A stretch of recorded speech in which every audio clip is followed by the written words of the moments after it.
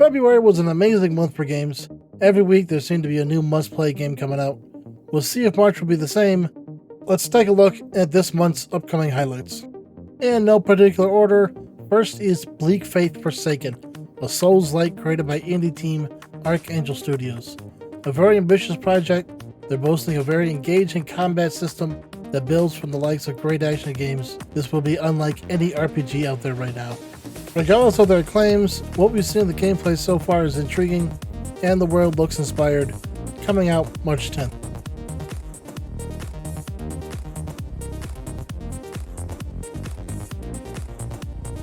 Next is Ravenbound, an open-world action roguelike where permadeath is at its core. As a vessel of ancient power, you'll quest until defeated, losing that character but unlocking permanent buffs for the next vessel. These unlocks come in the form of new magical weapons, relics, better armor, or even new classes. Created by Systemic Reaction, a division of Avalon Studios group, the same ones behind Just Cause and Mad Max. Who knows if it's the same people, but the studio at least knows how to make a fun open world. Comes out March 30th.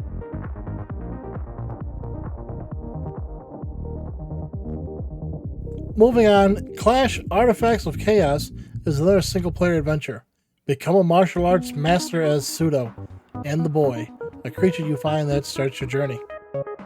With a major focus on melee combat, but before every fight, there will be a dice game that will then change the rules of the engagement.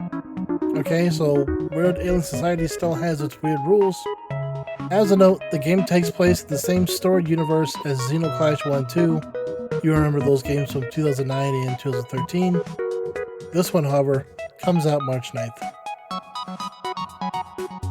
Wo Long Fallen Dynasty is yet another Souls-like, this time in a fantastical take on the Three Kingdoms epic.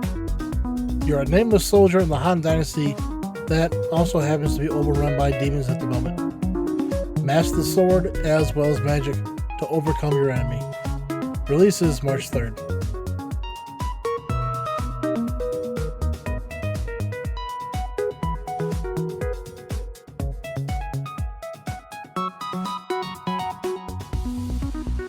To the other side of the world, Tainted Grail Fall of Avalon is a Western RPG set in the dark reimagining of the Arthurian legends. Boasting complex, branching storylines, you'll work to keep the realm from falling into chaos. As legends are dying, the plague of the Red Death is spreading, and the weirdness is growing. Tainted Grail looks like a great harken back to the RPGs of the last decade. Slower, more story-focused, and a great immersive world. Releases March 30th.